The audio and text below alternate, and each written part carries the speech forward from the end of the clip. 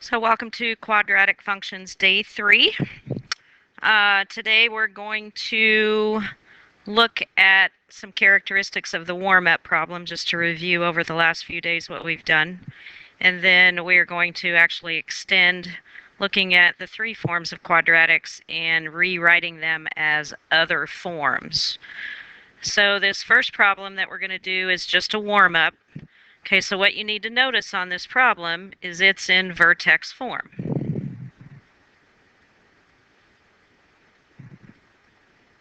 So remember, this is your H and this is your K. This right here is an addition sign. So before we change that to addition, it was x minus negative 2. Okay, so this is vertex form.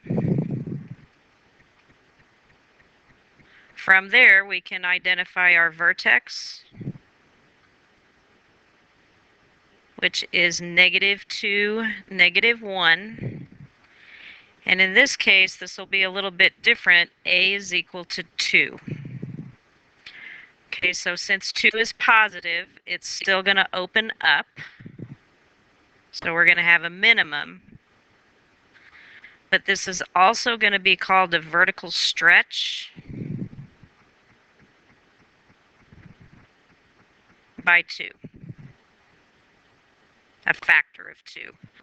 So it's the same idea as if you are 5 feet tall and you multiply your height by a factor of 2, you're going to now be 10 feet tall. So you're going to become a vertical stretch. All right, so let's start with our vertex. So negative 2, negative 1. And now we're going to use our pattern. Okay, so if you recall the pattern from the vertex, since this opens up, we could go over 1 and up 1.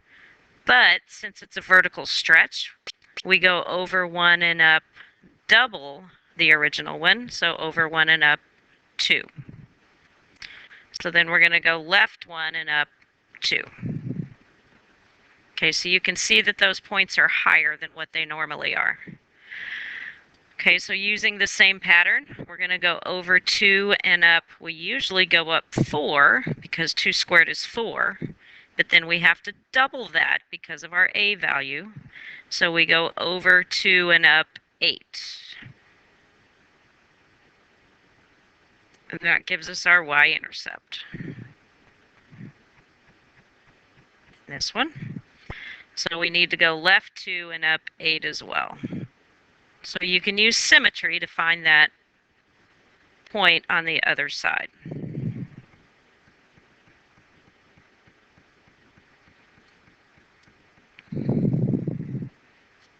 So we can put those points in a table.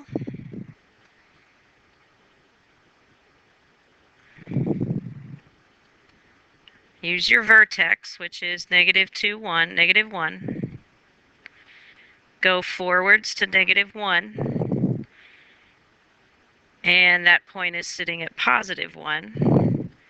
And then you're going to go to 0 and go up to, I believe that's sitting at 7. 1, 2, 3, 4, 5, 6, 7.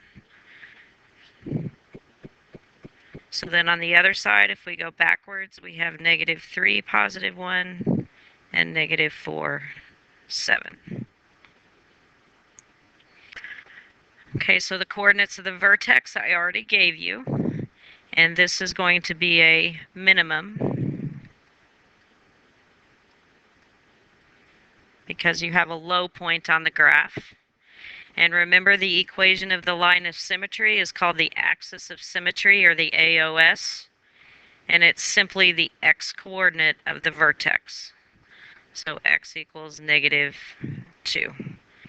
And notice I asked for an equation of the line. So x equals is the equation of the vertical line that goes through the vertex. Okay, so that was review. Just a little bit different just because we had a vertical stretch by 2.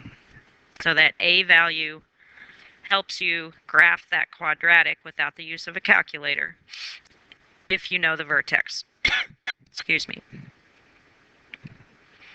All right, so we're going to convert some different types of equations into what's called standard form, which we've talked about before.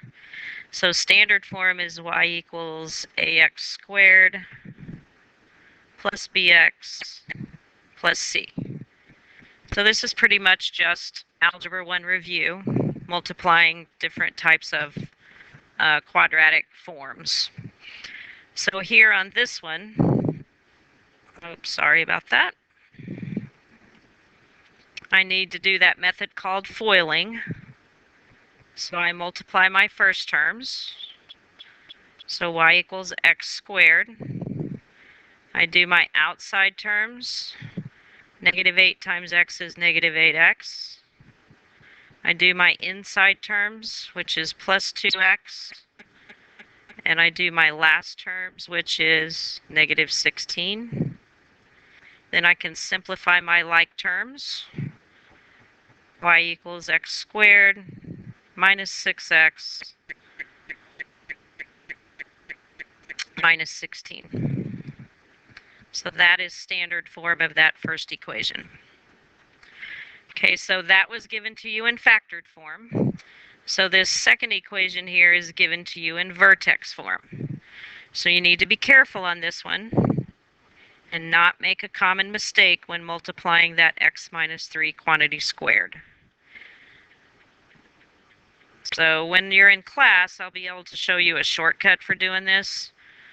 But for right now, we're going to write that x minus 3 times x minus 3. So there's the squared portion of it. And then we're going to FOIL. So y equals x squared. Outside, minus 3x. Inside, minus 3x. Last, negative 3 times negative 3 is a positive 9. And then don't forget to bring down that minus 4. So we get y equals x squared minus 6x plus 5. So that is standard form.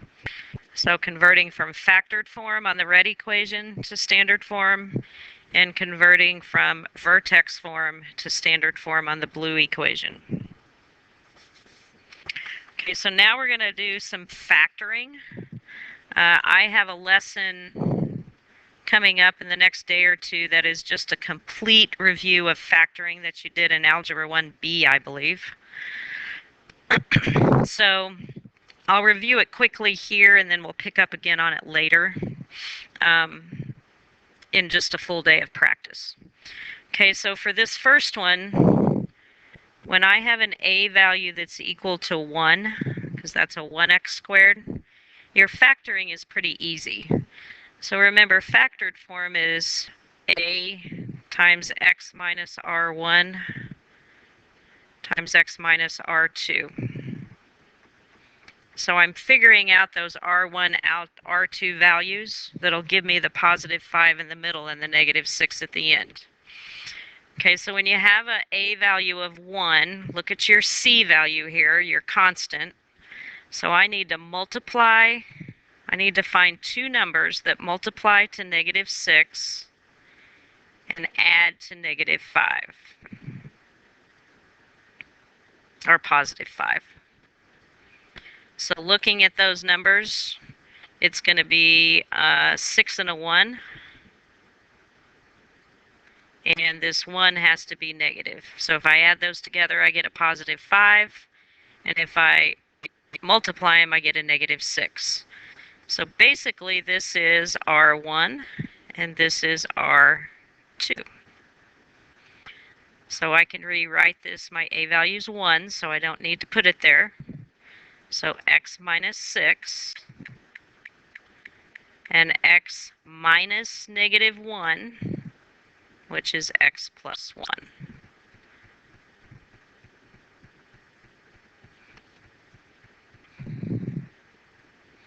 Okay, so now if I went back and tried to factor that, or multiply that out, I should get my original quadratic x squared plus 5x minus 6. Okay, so this second one here, that one's given to you in vertex form.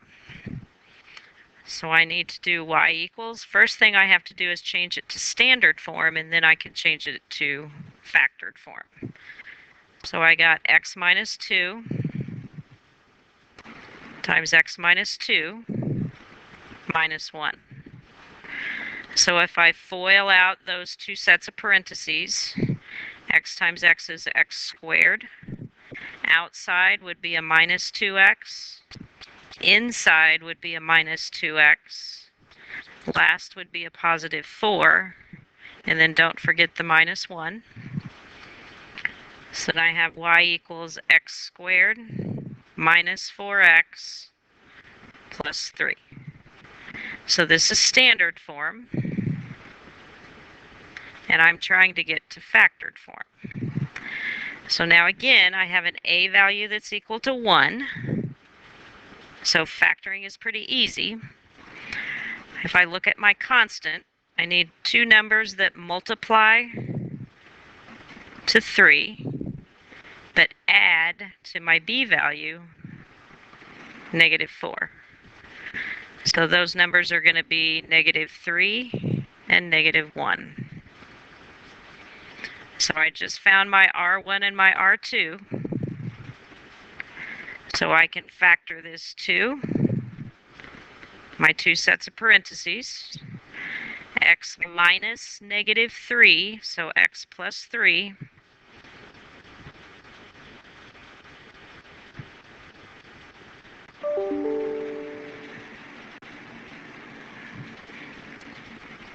Sorry.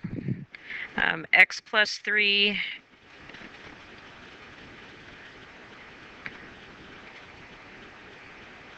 okay, so I apologize. I messed this one up just a little bit. Okay, so my two sets of parentheses are y equals x minus 3 and x minus 1. My bad. So the two numbers you come up with right here, if they're both negative, then they're just subtraction binomials. And if one's positive, then you'll have a subtraction and an addition. So if you look to see if this is going to work, if I take negative 3 times negative 1, I get my positive 3. If I take my negative 3 plus my negative 1, I get my negative 4. Okay, so that means that back here, I messed up as well. Trust me, I do know how to factor. Okay, so looking at this one, since 6 is positive, I'm going to have y equals x plus 6. And since 1 is negative, I'm going to have x minus 1. So now if I take my 6 times my negative 1, I get my negative 6.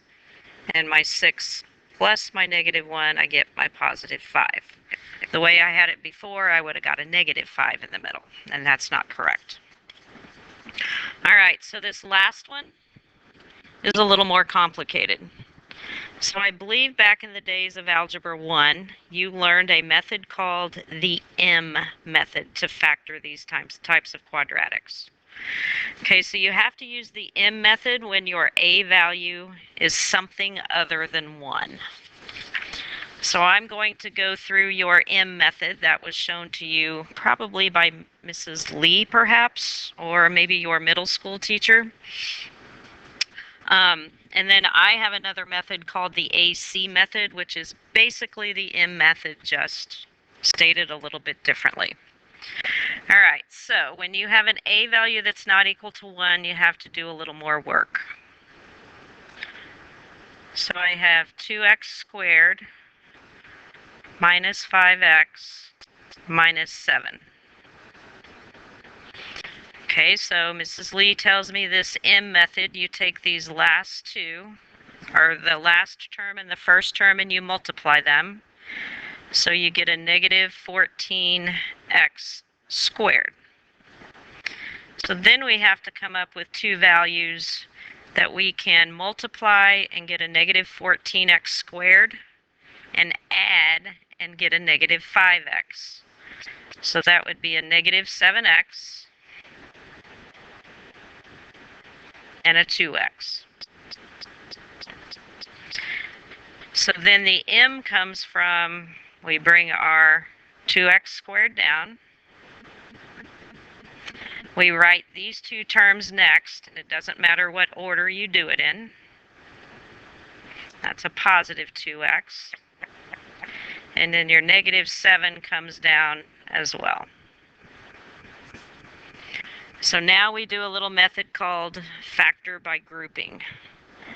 So we group our first two terms together, and we factor out our greatest common factor, which is x. So I get x times, if I take an x out of both of those, I get 2x minus 7 left. And then I have a plus sign. And out of those, I can't take anything out of 2x minus 7, so I get a 1.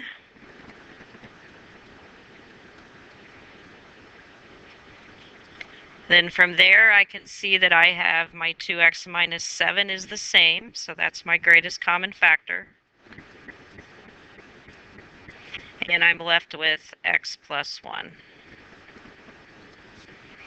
Okay, so that's the M method that I think a lot of you are used to.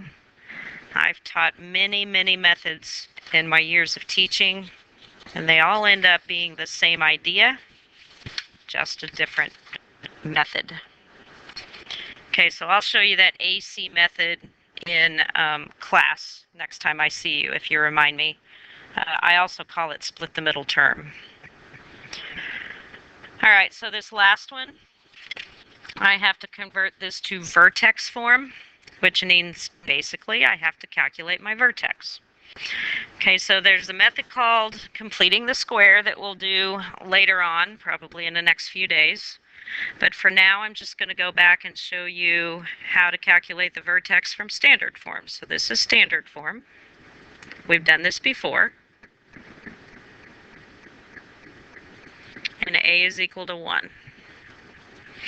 So remember, the x-coordinate of your vertex is the opposite of b over 2a. In this case, a is equal to 1, b is equal to 6, and c is equal to 5. So the opposite of b wouldn't be negative 6 over 2 times 1, which is negative 3. So then to calculate y, I have to plug my negative 3 in for x. So I get negative 3 squared plus 6 times negative 3 plus 5. And then I do a little math work. Negative 3 squared is 9 minus 18 plus 5. So 9 minus 18 is negative 9 plus 5, which is negative 4. So my vertex is negative 9, negative 4. Nope, negative 3, negative 4.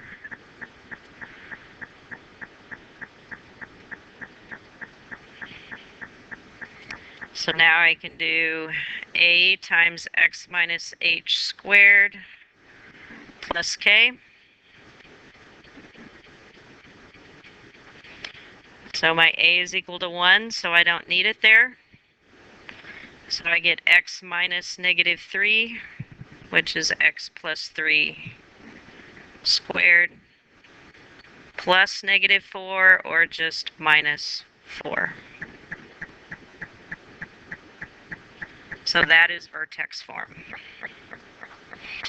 All right, so you have an exercise set 3 that will be due the next time I see you in class. Do what you can on it.